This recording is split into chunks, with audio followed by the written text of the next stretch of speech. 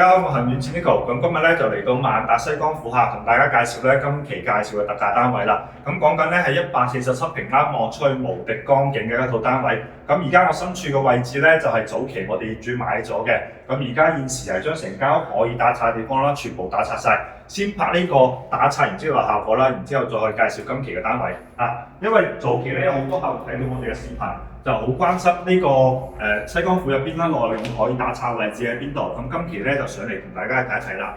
咁入到嚟啦，入門嘅左手邊呢邊咧就係一個陽光房嚟嘅。咁陽光房可以改造嘅位置咧，就係將呢個出邊嘅護欄啦做翻個風窗，做翻間房咁呢個改造嘅空間就唔算太大嘅。咁入翻嚟內容咧，呢度就係我哋一個南北對流嘅客廳啦。南北對流嘅廳咧可以改造嘅位置喺邊度？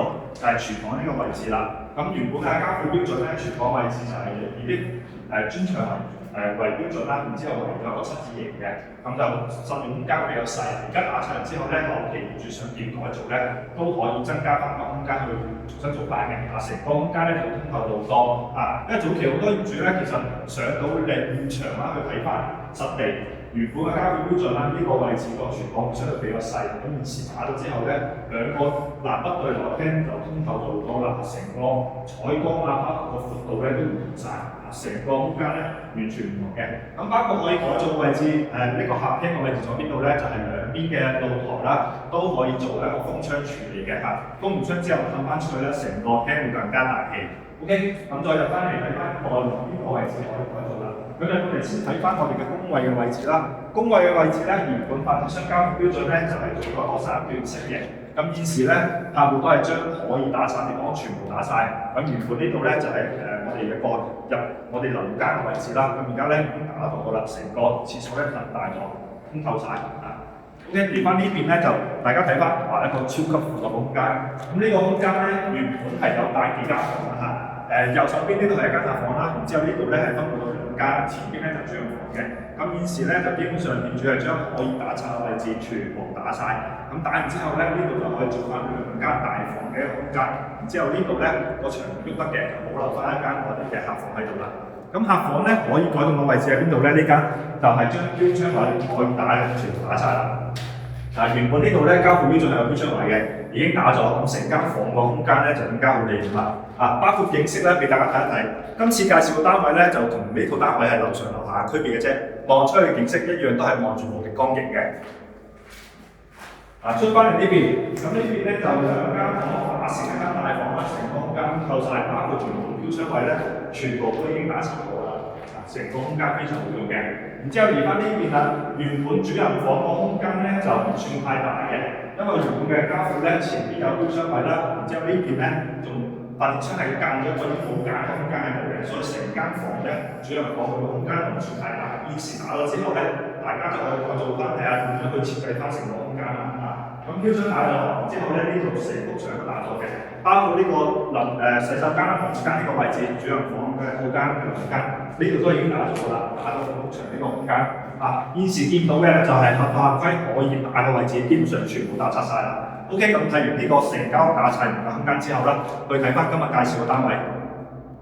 咁而家咧就嚟到今次介紹嘅單位嘅實地啦咁上到嚟俾大家睇一睇實地嘅一個景觀，包括原始嘅一個間隔啦。咁上到嚟咧，入到嚟我哋嘅右手邊呢邊咧就係一個陽光房。咁陽光房望出去咧就可以望到一個非常靚嘅一個光景啦望出去咧，直情係望正成個西江，以及係中間嘅一個江心島啦，本向叫嘅，即係我哋講嘅燕洲島成個空間咧係非常靚仔嘅。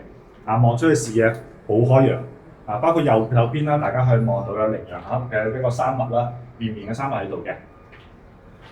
OK， 出翻嚟睇翻我哋嘅內籠嘅其他空間先啦。入到嚟呢個位置咧，原本發展商交付嘅標準咧，呢度係預留咗一個鞋蓋位嘅空間喺度嘅。咁啱先介紹嘅單位咧，就將呢幅牆已經係打咗啦，成個廳咧就會更加通透。咁入翻嚟俾大家睇睇一個南北對流嘅廳，唔似佢交付標準啦。左邊係我哋嘅一個露台啦，右手邊咧就係我哋嘅生活露台以及係飯廳嘅位置。咁現時因為佢冇打拆啦，所以呢個空間咧睇起身會比較細啲如果打咗之後咧，兩邊一對流，個採光窗咧個光線會更加靚仔嘅。打完之後成個空間都更加好用。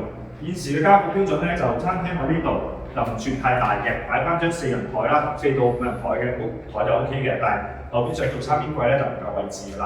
咁廚房位置咧都係要做啱啱好夠用嘅啫。如果打晒完之後咧，後期改造就成個空間會更加好嘅用啦。跟住左手邊呢邊咧就係一個生活露台啦。咁生活露台咧平時就擺洗衣機啊同學生嘅位置。望出去咧就會望翻隔離嘅一個陽光房以及係下邊嘅以後嘅移民小區。咁大家可以想象下，而家我身處嘅位置就係呢個客廳位啦，坐喺度食飯就可以直接望正一個西江景啦。呢邊咧坐喺呢個角度直接望出去就望正成個西江㗎啦。OK， 而家入翻嚟呢邊咧就同大家睇翻內部嘅一個交付標準啦。入翻嚟啦，右手邊呢邊咧就係其中一個工位嚟嘅。啱先介紹個單位咧就將呢個位置已經打咗，咁成個空間就通透晒㗎啦。